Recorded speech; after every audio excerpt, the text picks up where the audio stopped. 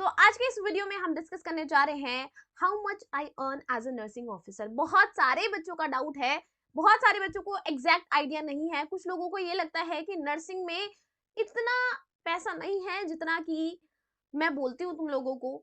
I always say कि भाई 85,000 तुम्हें स्टार्टिंग सैलरी मिलेगी, इन हैंड सैलरी मिलेगी जब तुम ज्वाइन करोगे एक किसी भी गवर्नमेंट इंस्टीट्यूट में एज अ नर्सिंग ऑफिसर। सो बच्चों का ये होता है कि नहीं दीदी ऐसा तो नहीं है, हमने तो ऐसा नहीं सुना है, हमें तो सुना है कि बहुत कम है। आज इस वीडियो में हम विद प्रूफ ये देखेंगे कि एक नर्सिंग ऑफिसर की कितनी सैलरी होती है एक महीने की, वो भी इन हैंड सैलरी, जो कि सारी चीजें डिडक्शंस के बाद कितना मिलता है उसको। आज के इस वीडियो में हम ये देखने जा रहे हैं। यहाँ पे एक बच्चे का डाउट आता है मेरे पास हर बार, मुझे नहीं पता, मैं ये डाउट्स बहुत बार क्लियर कर चुकी हूँ। एक बार बच्चे एक क्वेश्चन मुझसे पूछते हैं एंड द क्वेश्चन इज, उनका सिंपल सा एक क्वेश्चन होता है कि मैंने अगर इफ से कि मैंने अपनी बीएससी नर्सिंग अदर कॉलेज से की है, एम्स से नहीं की है, अदर कॉलेज से की है, क्या मैं एक नर्सिंग ऑफिसर बन सकता हूँ? क्या तुम्हें से भी किसी का ये डाउट है? मैं हमेशा एम्स से बीएससी नर्सिंग करने पे इसलिए फोकस करती हूँ क्योंकि अगर तुम एम्स से बीएससी नर्सिंग करते हो, तुम्हारी क्लिनिकल स्किल्स इतनी बढ़िया डेवलप हो जाती है ना कि जब तुम एंट्रेंस एग्जाम देते हो किसी जॉब का तो तुम फटाफट उसे क्लियर कर लेते हो। ठीक है, थोड़ी सी आपको सेल्फ स्टडी पे थोड़ा अच्छे से ध्यान देना है and then you can easily crack any entrance exam जो भी आपका जॉब के लिए होता है for become a nursing officer, वो आप आराम से क्रैक कर सकते हो। तो बच्चों का ये जो डाउट है कि हम अगर किसी और कॉलेज से बीएससी नर्सिंग करते हैं तो क्या हमें नर्सिंग ऑफिसर बन पाएंगे या नहीं? So the answer of this question is yes. आप किसी भी अदर कॉलेज से बीएससी नर्सिंग करते हो, you can appear for entrance exam like not set. सिर्फ एक यहाँ पे आपका क्राइटेरिया है जो आपको फिल करना होता है and that criteria is your college should be affiliated with INC or State Nursing Council. What is INC? Indian Nursing Council and S State Nursing Council. ठीक है, तो तुम्हारा जो कॉलेज है वो या तो INC के अंडर होना चाहिए या फिर स्टेट नर्सिंग काउंसिल के अंदर। अगर आपका ये कॉलेज एफिलिएटेड होगा तो yes definitely you can appear for nursing officer entrance exam, you can become a nursing officer in AIIMS. तो ये सैलरी स्लिप किसकी दिख रही है तुम्हें स्क्रीन पे? This is my salary slip. प्यारी सी लड़की की है, नाम तुम देख सकते हो यहाँ पे। बाकी चीजें मैंने हाइड इसलिए करी हैं बिकॉज थोड़ा सा पर्सनल रीजन भी होता है। ठीक है, चलो ओके। सो देख सकते हो तुम डेजिग्नेशन नर्सिंग ऑफिसर, और ये जो सैलरी है ये 1 फैब से लेके 28 फैब तक की सैलरी। यहाँ पे इंपॉर्टेंट चीज है, हमारा जो पे लेवल होता है ना नर्सिंग ऑफिसर का, हमारा पे लेवल होता है 7। अब तुम जैसे प्रमोट हो गए सीनियर नर्सिंग ऑफिसर बनोगे, आपका पे लेवल 8 हो जाएगा। फिर तुम उससे ऊपर प्रमोट होगे एनएस बनोगे, पे लेवल 9 होगा। उससे ऊपर जाओगे डीएनएस बनोगे, पे लेवल 10 होगा। उससे ऊपर जाओगे एनएस बनोगे, पे लेवल 11 होगा। तो वो सारी चीजें चेंज होती है। अभी हम जो देख रहे हैं ये दिस इज आवर 7th पे कमीशन। ठीक है, तो 7th पे कमीशन के अंडर आपकी सैलरी जो दिख रही है आपको, जो भी अभी मैं बताऊंगी वो 7th पे कमीशन है। तुम्हारे लिए एक और गुड न्यूज ये है, और ये भी बहुत अच्छा मोटिवेशन है, कि हमारा 2026 में 8th पे कमीशन आने वाला है, जो कि जैन से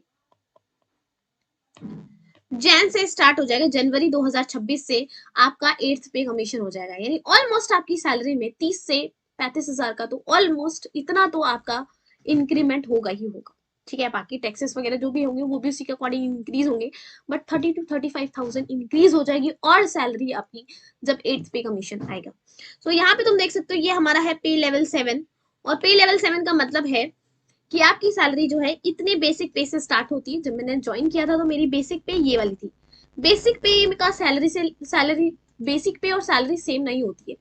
बेसिक पे होती है ये, ठीक है, बट इस पे और भी चीजें ऐड ऑन होती है और फाइनली तुम्हारी सैलरी बहुत अच्छी बन जाती है। तो जब तुम ज्वाइन करोगे तुम्हारे बेसिक पे होगी 44,900, जो कि 7th पे लेवल के अकॉर्डिंग है।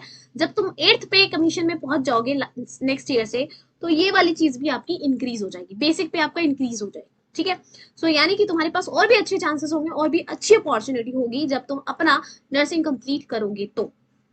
एंड मैक्सिमम ये जा सकती है आपकी 1,42,400। मैं फिर से रिपीट कर दूं, this is not the salary, this is only the basic पे। ये बेसिक पे है, इस पे बाकी सारी चीजें एड ऑन होती रहती हैं और उसके बाद तुम्हारी सैलरी बहुत अच्छी बन जाती है। एग्जाम्पल देख लेते हैं, चलो। तो यहाँ पे हम देख सकते हैं, ध्यान से देखना, मेरी बेसिक पे अभी, क्योंकि मैंने बोला एक बार इंक्रीमेंट लग गई है मेरी, तो पहले जब फर्स्ट टाइम पे ज्वाइन किया था तब 44,900 थी। फिर मेरी जुलाई 2024 में, अब 2025 में मेरी वापस से इंक्रीमेंट लगेगी। सो मेरी 2024 में, जुलाई 2024 में मेरी इंक्रीमेंट लग गई, और उसके बाद मेरी जो बेसिक पे हो थी, वो मेरी बेसिक पे क्या रह गई अब है 47,600।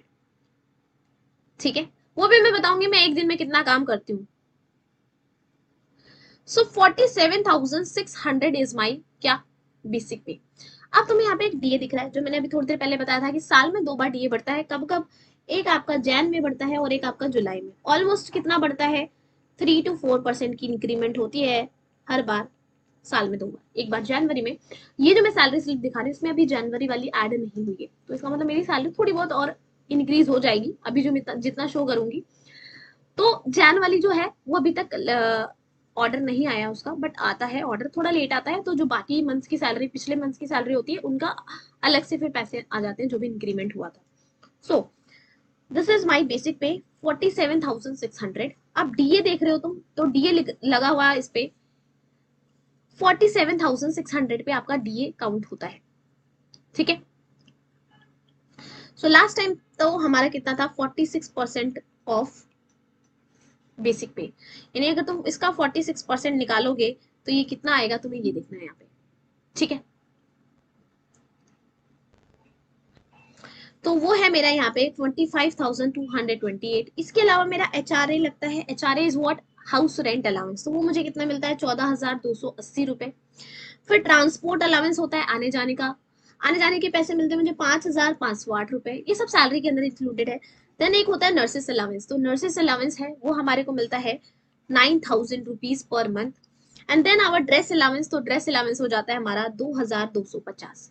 सो माई फाइनल सैलरी इज 1,03,866। क्या है? 1,03,866 is my final gross salary, जो कि मुझे एक मंथ में मिलनी चाहिए। But this is not the exact salary what I get, क्योंकि बहुत सारे डिडक्शंस भी होती हैं फिर। तो मैं तुम्हें डिडक्शंस भी दिखा देती हूँ बड़े ही प्यार से। तो देखना ध्यान से डिडक्शंस क्या क्या है। एक मेरी 60 रुपए तो सीजीएचएस में जाती है, सीजीईएस में जाती है। एक सीजीएचएस है, सेंट्रल गवर्नमेंट हेल्थ स्कीम, यानी मेरा जो भी अगर मैं इलाज करवाती हूँ अपने हॉस्पिटल में, मैं अपना फैमिली का, तो उन सब के लिए मंथली मेरा 650 रुपीज कट हो जाता है। और बाकी सारी चीजें मैं ट्रीटमेंट फ्री अवेल कर सकती हूँ, बट ये मेरा 650 रुपीज कट होगा। Not even in my hospital, मैं किसी भी प्राइवेट हॉस्पिटल में जो कि सेंट्रल गवर्नमेंट से एफिलिएटेड है, वहां पे भी हम फ्री ऑफ कॉस्ट अपना ट्रीटमेंट करवा सकते हैं, मैं और मेरी फैमिली का। ठीक है, एम्प्लॉय टायर 1, ये जो है ना, this is your NPS scheme. अब बहुत सारे बच्चे पूछ रहे थे हमें पेंशन मिलेगी कि नहीं मिलेगी। देखो पेंशन तो मिलेगी, लेकिन उसके लिए कंट्रीब्यूशन तुम्हें भी देना पड़ेगा। गवर्नमेंट भी कंट्रीब्यूट करती है, तुम्हें भी कंट्रीब्यूट करना पड़ता है।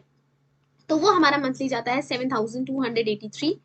इनकम टैक्स जो है मेरा, देख सकते हो तुम, वो है 4,000 रुपीज। इनकम टैक्स सभी को पता होगा, बहुत सारे लोग तुम्हारे घर में, अगर तुम्हारे पेरेंट्स होंगे जो इनकम टैक्स टैक्स भरते हैं। So my income tax monthly is 4,000। And ये हेल्थ एजुकेशन कुछ टाइप है, इसका 160 रुपीज। तो टोटल अगर तुम देखो तो 12,153 इज द डिडक्शंस। तो ये डिडक्शंस कहाँ अप्लाई होती हैं, यहाँ पे। इसमें से तुम माइनस करोगे और जो तुम्हें नेट सैलरी मिलेगी, इन हैंड सैलरी मिलेगी, जो तुम्हारे अकाउंट में आएगी, that is 91,713 rupees. So this is my actual salary जो मेरे लास्ट मंथ में मिली है।